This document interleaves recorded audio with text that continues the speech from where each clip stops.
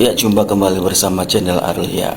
Ya, saya akan merangkul Ahmad Joni ya, sidang ke 9 besok hari Kamis ya. Mudah-mudahan Ahmad Joni bebas. Saya juga akan merangkul Valen, saya katakan ya, pendatang dangdut termuda ya, supaya lebih wow gitu ya.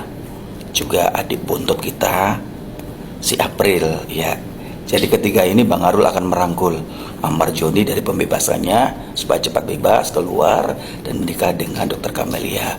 Dan Valen semoga menjadi artis dangdut lelaki terbaik di tahun 2026 dan semoga menjadi artis yang selamanya. Begitu juga April, semoga bisa menjadi seperti Lesti ya.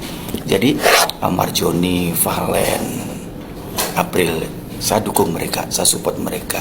Alasannya kenapa? Mereka butuh dukungan kita, butuh support kita supaya lebih bagus dan lebih bagus.